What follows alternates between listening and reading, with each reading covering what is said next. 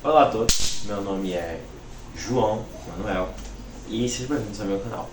Bom, eu estou fazendo esse vídeo com o intuito de ministrar uma palavra. E essa palavra é sobre Tiago, mas Tiago da Bíblia. Bom, você vai falar sobre Tiago todo, João? Não, claro que não. Eu vou falar especificamente sobre o capítulo 2 de Tiago, que se encontra na minha Bíblia, na página 1534. Mas João, por que você vai trazer um livro desse assim do nada, tá ligado? Bom, amanhã eu vou ministrar uma palavra para meus amigos que vai ser sobre Tiago, capítulo 2.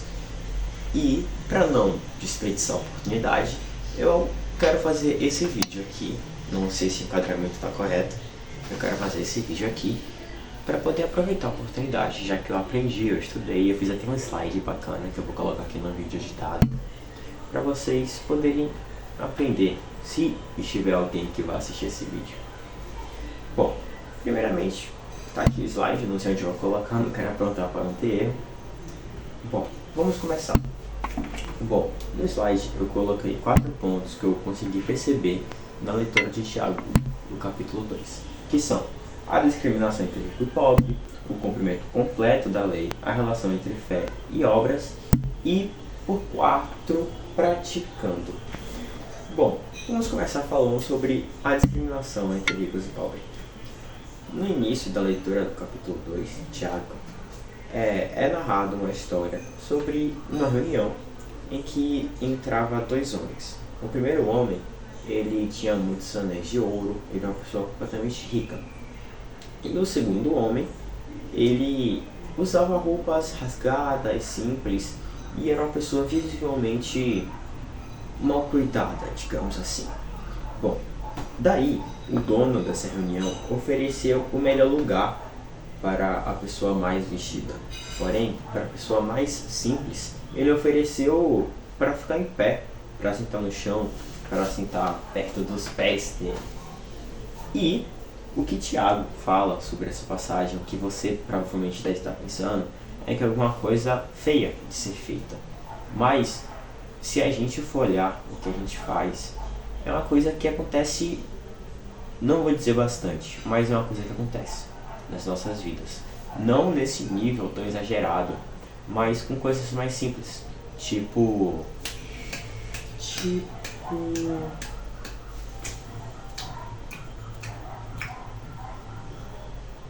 Não sei que exemplo dar. Algo que você vê que acontece tanto que a gente nem percebe, porque já é algo natural na nossa vida. Pum! Pancada. Tá, depois da leitura do início, Tiago, ele é até um pouco ousado, se eu posso dizer isso, não sei. Porque ele fala que a gente permite que dá esse privilégio aos ricos, mesmo sabendo que são eles mesmos que nos acusam, que nos perseguem, digamos assim. Até porque são eles que maltratam os mais pobres, tecnicamente. Bom, e outra coisa, em analogia com o meu próximo ponto, que é sobre o cumprimento completo da lei.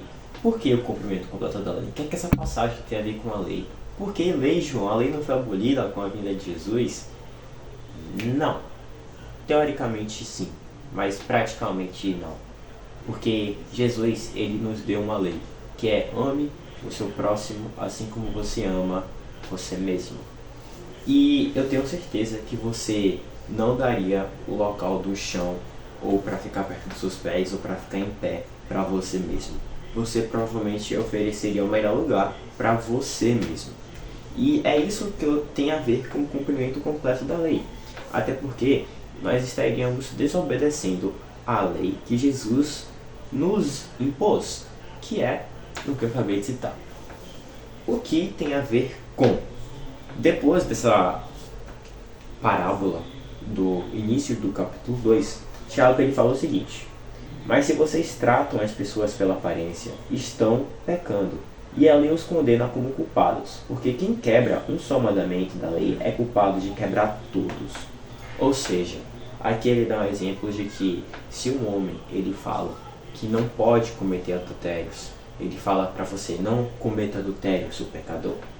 Mas ao mesmo tempo ele mata uma pessoa, ele também é culpado por quebrar não só um mandamento da lei, mas todos. Ou seja, a lei não são várias leis.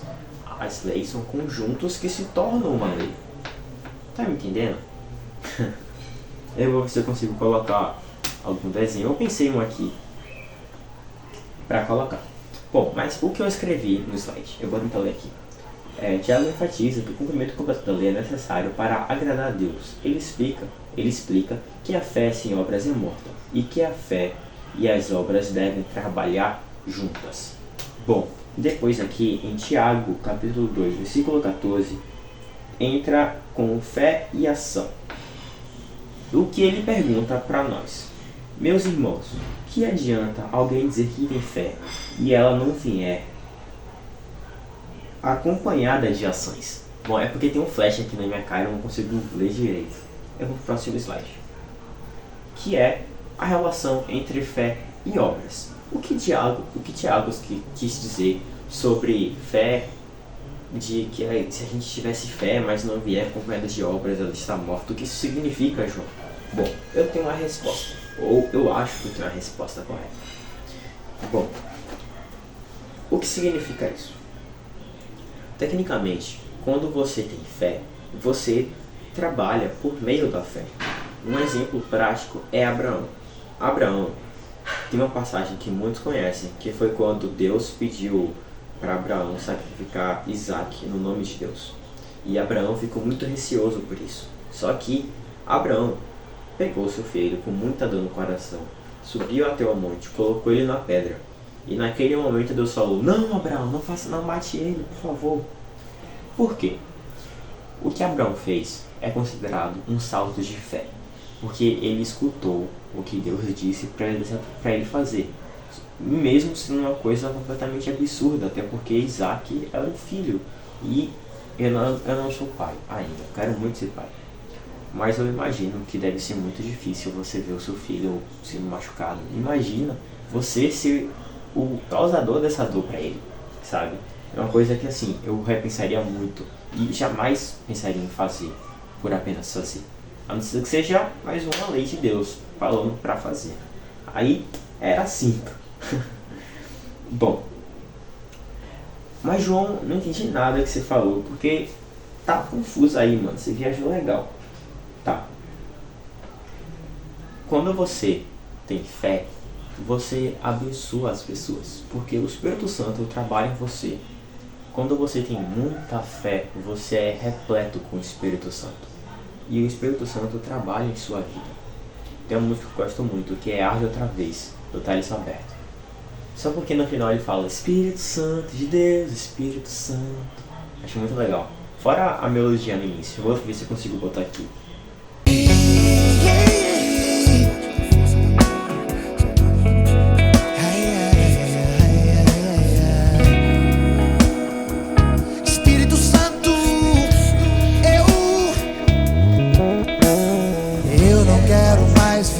Bom, depois daí a música é só sucesso.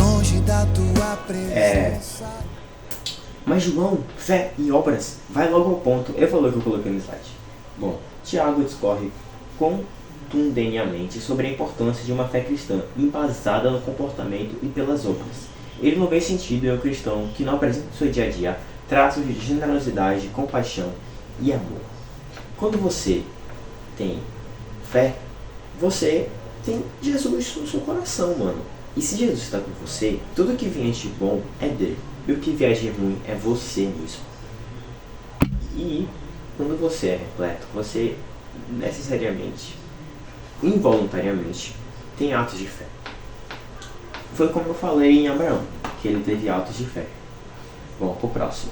Talvez isso ficou muito confuso. Eu vou tentar te ajudar um pouco aqui. Por que Abraão teve fé? Vocês acham mesmo que Abraão ele foi considerado amigo de Deus depois que ele colocou Isaac, ou no momento em que ele decidiu tomar a atitude de levar Isaac até a rocha? Obviamente, foi quando ele teve a atitude de levar Isaac até a rocha. Por quê? Nós não somos salvos por obras. Isso está escrito em Romanos. Não somos salvos por obras, mas somos salvos pela fé. Só que Tiago diz que não existe fé sem obras. Não existe, porque ela está morta. Quando você... já falei isso umas 2 vezes. Vocês devem estar noção, mas eu quero repetir, porque isso é muito bom de escutar e para levar para a vida toda. Quando você tem fé, involuntariamente, você tem obras. É irremediável isso. Mas você pode me dizer, João, você tem fé, eu tenho obras. E eu digo a você que isso é mentira. Por quê? E aí em Tiago capítulo 2, versículo 8, ele diz: mas alguém pode dizer, você tem fé e eu tenho obras. E eu respondo, então me mostre como é possível ter a fé sem que ela seja acompanhada de ações. Ou seja, não tem como eu ter fé e não ter obras. Você pode ter obras, parabéns, mas isso não te salva. O que te salva é a fé, e a fé leva a obras. Tá, acho que já falei bastante sobre isso. Vamos para o 4. Praticando. No final do capítulo 2, eles dão, Tiago na verdade, dá mais um exemplo, que é sobre a prostituta Raabe. A prostituta Raabe, ela tinha fé no coração dela, eu imagino. E por ela ter fé, ela recebeu de bom grado, ela ofereceu a sua humilde casa para ela hospedou os espiões israelitas e os ajudou a sair da cidade por outro caminho. E Deus aceitou pelo o que ela fez. Portanto, assim como o corpo sem o espírito está morto, assim também a fé está morta sem as ações. Bom, Raabe, ela foi aceita por Deus, não só pelo que ela fez na obra dela, mas pela atitude, o que dialoga muito com o que eu falei bastante com o capítulo 3. Bom, e eu acho que acabou o capítulo 10. É até que me curtiu na real. Eu que prolonguei muito porque eu pensei várias coisas aqui.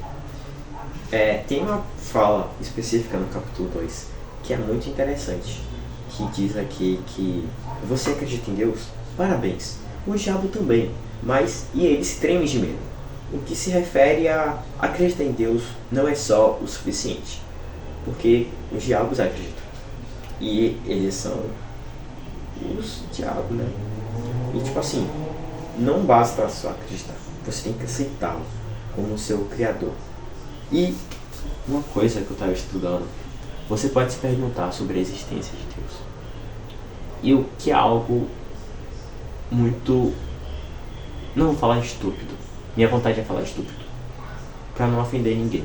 Mas é algo tão inacreditável, porque se você olhar cada detalhe, você pode olhar para uma folha de árvore, qualquer folha de árvore, e você vai ver quão detalhada ela é. Você pode olhar para um floco de neve e ver quantos fractais tem nele.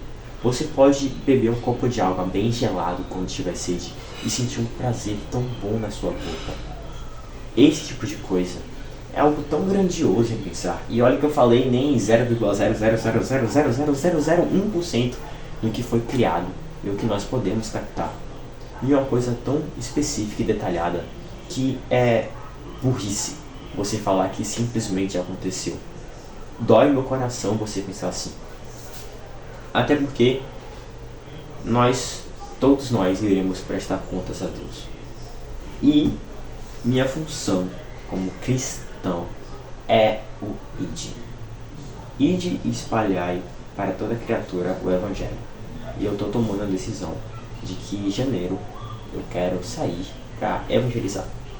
Não sei se você chegou até essa parte do vídeo, mas eu espero que eu possa conseguir fazer, ou pelo menos chegar lá.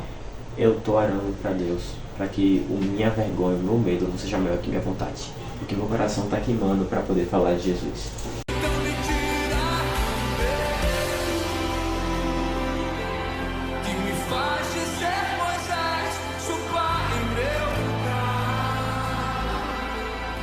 Me faz entender que a tempestade é você, chuva forte é você, vento forte é você, e o que me faz tremer as pernas estrada.